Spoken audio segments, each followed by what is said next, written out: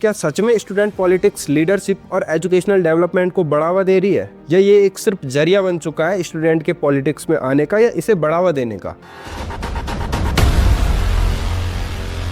जब मेरी वोट के बदले मुझे 150 रुपए का दारू का ठर्रा मिल रहा है तो क्यों मैं फ्री में अपनी वोट दूं? बैनर्स, पार्टीज, एडवर्टाइजमेंट और रैलीज में जो पैसा खर्च होता है उसका 10 गुना पैसा एक छात्र नेता उस पर्टिकुलर टाइम पे वसूल करेगा जिस पर्टिकुलर टाइम में वो कॉलेज का विनर कैंडिडेट है। तुमने आपने अभी भी कहा कि मैंने लेटर भेजा था, चुनाव करवाओ, पहले मुझे लेटर दिखाओ। उस लेटर के बदले वो विधायक या मिनिस्टर उसे कान के नीचे 4 जूते मार देता और वो वहीं विधायक के सामने जमीन चाटता फिरता। मतलब अगर कोई क्राइम महिलाओं के खिलाफ हो रहा है तो यही स्टूडेंट्स वो होते हैं जो कैंडल्स लेके चले जाते हैं, लेकिन उससे पहले अगर महिलाओं के लिए कुछ रिजर्वेशन रखा जा रहा है तो यही स्टूडेंट उसका विरोध कर रहे हैं। क्यों हम एज ए स्टूडेंट उन चीज़ों को बढ़ावा दे रहे हैं जो हमारे देश के लिए आने वाले टाइम पे खतरा साबित हो सकती है?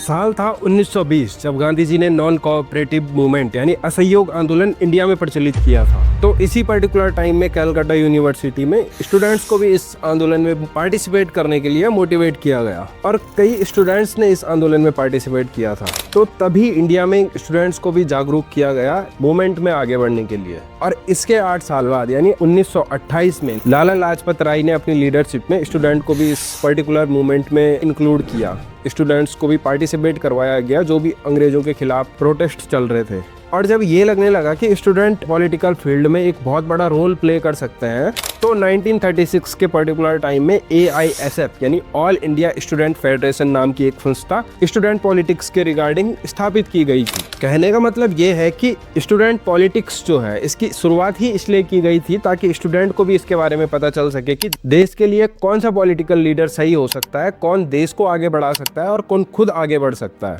इसे चालू करने का एक और भी कारण था ताकि देश का भविष्य यानी स्टूडेंट को भी इसके बारे में पता चल सके, उनके अंदर भी एक लीडरशिप की भावना का विकास हो और हर स्टूडेंट अपने देश के लिए आगे आना सीखे। लेकिन आज के टाइम पे स्टूडेंट पॉलिटिक्स, पार्टीज, वायलेंस और बिना किसी कारण की अनर्गल रैलीज का कारण बन चुकी है। तो दोस्तों इस वीडियो में हम बात करेंगे कि क्या सच में स्टूडेंट पॉलिटिक्स लीडरशिप और एजुकेशनल डेवलपमेंट को बढ़ावा दे रही है, या ये एक सिर्फ जरिया बन चुका है स्टूडेंट के पॉलिटिक्स में आने का या इसे बढ़ावा देने का। तो दोस्तों इस वीडियो को लास्ट तक देखना ताकि कल के दिन आपके सामने अगर कोई छात्र नेता स्टूडेंट पॉलिटिक्स के बारे में बात कर रहा हो तो आपको इसकी रियलिटी के बारे में पता हो। तो शुरुआत से बात करते हैं कि क्यों एक स्टूडेंट आज के दौर में स्टूडेंट पॉलिटिक्स में आ रहा है। किसी भी कॉलेज में स्टूडेंट पॉलिटिक्स के टोटल 7 से 8 एवरेज पद होते हैं।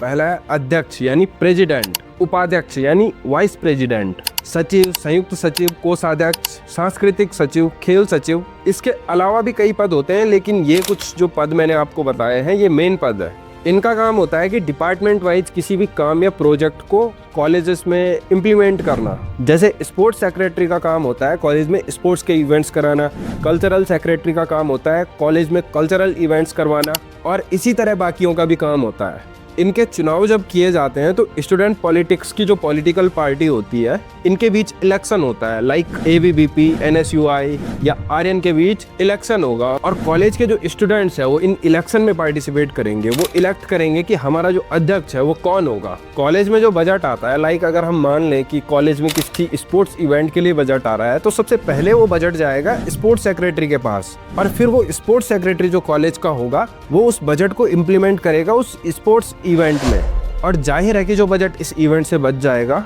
वो जाएगा स्पोर्ट्स सेक्रेटरी की जेब में। इसी तरीके से सो कॉल्ड स्टूडेंट पॉलिटिशियंस जो है इनका धंधा चलता है और इसी बजट को खाने के लिए, इसी बजट में कुछ हिस्सा अपना लेने के लिए स्टूडेंट पॉलिटिक्स में कूदता है। जब स्टूडेंट पॉलिटिक्स के चुनाव किए जाते हैं तो सुबह से शाम तक रैली चलती है और सुबह से शाम तक जो स्टूडेंट इन रैलीज में पार्टिसिपेट करता है, इन रैलीज में आगे आता है, उन्हें ये पॉलिटिकल लीडर जो रहते हैं स्टूडेंट के वो पार्टीज देते हैं। लाइक गर्ल्स को चाय और समोसा में टरका दिया जाता है और बॉयज को रात को दारू पिलाई जाती है। और जो स्टूडेंट इन छोटी छोटी पार्टीज के लिए कॉलेज में वोटिंग करता है वही आगे जाके फिर 150 रुपए के ठर्रे के लिए अपनी वोट बेचता है। फिर बाद में इन्हीं छात्रों का ये कहना होता है कि जब मेरी वोट के बदले मुझे 150 रुपए का दारू का ठर्रा मिल रहा है तो क्यों मैं फ्री में अपनी वोट दूं। जब कोई स्टूडेंट इन चुनावों को जीत जाता है तो फिर उनका काफिला रेडी रहता है, 50 से 60 गाड़ियों का काफिला पूरे एरिया में चक्कर लगाता है। चुनाव स्टार्ट होने से लेके चुनाव खत्म होने तक बैनर्स, पार्टीज, एडवर्टाइजमेंट और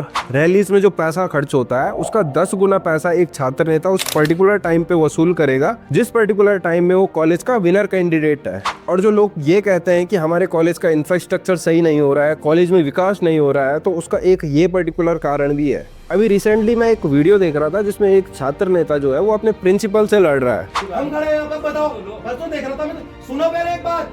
परसों तो सतपाल मिश्र जी बड़ी बातें कर रहे थे। अरे इसे पढ़ो पहले, क्या है इसे पढ़ो पहले तरीके से। इसमें क्या लिखा है बताओ। विश्वविद्यालय पर होगी कार्रवाई। चुनाव नहीं करवाए तुमने, बात करो। तुमने चुनाव क्यों नहीं करवाए? सुनो पहले मेरी बात। आपने जो बात की पहले उसी बात पे रहो, पहले उसी बात पे रहो। वो दिखाओ, लेटर दिखाओ पहले, वो दिखाओ पहले। लेटर भेजा होगा ना आपने, लेटर दिखाओ पहले। तुमने पहले आपने अभी भी कहा कि मैंने लेटर भेजा था चुनाव करवाओ, पहले मुझे लेटर दिखाओ। ये छात्र नेता जिस मास्टर साहब से बात कर रहा है वो बड़े काम है, और इसी छात्र नेता से कभी अपने एजुकेशन सिस्टम के रिगार्डिंग या अपने एजुकेशनल डेवलपमेंट के रिगार्डिंग कभी विधायक या एजुकेशन मिनिस्टर से बात करने को कहना। तो जिस लेटर को ये छात्र नेता अपने मास्टर साहब से मांग रहा है उसी लेटर को अगर विधायक या अपने किसी मिनिस्टर से इस लैंग्वेज में मांगता, उस लेटर के बदले वो विधायक या मिनिस्टर उसे कान के नीचे 4 जूते मार देता और वो वहीं विधायक के सामने जमीन चाटता फिरता। तो कहने का मतलब ये है दोस्तों कि ये हमारी संस्कृति नहीं है कि हमारे अपने टीचर्स जो है हम उनकी डिसरिस्पेक्ट करें।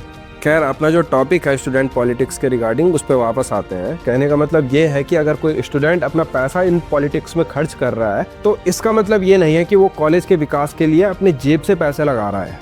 इसका मतलब ये है कि वो स्टूडेंट जो है वो आने वाले साल तक, जिस पर्टिकुलर टाइम में वो विनर कैंडिडेट रहेगा उस कॉलेज का, उस टाइम तक वो अपना दबदबा बनाएगा और अपना प्रॉफिट बनाएगा। क्योंकि अगर मान लें कि स्टूडेंट अपना प्रॉफिट नहीं बल्कि जन सेवा के लिए, स्टूडेंट की सेवा के लिए इन पैसे को खर्च कर रहा है, तो उसको कभी किसी गरीब को पैसे देने की बात क्यों नहीं कर देते हैं? जाहिर है कि ये जो पैसा है इसका 2 गुना पैसा, 10 गुना पैसा वो वसूल करेगा अपने आने वाले साल में, अपने कार्यकाल के दौरान। हाल ही में उत्तराखंड के जो सीएम है मिस्टर पुष्कर सिंह धामी, उन्होंने 50% रिजर्वेशन रखा है महिलाओं के लिए स्टूडेंट पॉलिटिक्स के चुनाव में, और श्रीनगर की HNB यूनिवर्सिटी के कई स्टूडेंट ने इसका विरोध किया है। मतलब अगर कोई क्राइम महिलाओं के खिलाफ हो रहा है तो यही स्टूडेंट्स वो होते हैं जो कैंडल्स लेके चले जाते हैं। लेकिन उससे पहले, क्राइम होने से पहले अगर महिलाओं के लिए कुछ रिजर्वेशन रखा जा रहा है तो यही स्टूडेंट उसका विरोध कर रहे हैं। वहीं अगर गर्ल्स को इंडिपेंडेंस दी जा रही है, उनमें भी लीडरशिप की भावना का विकास किया जा रहा है, तो यही स्टूडेंट उनका विरोध कर रहे हैं।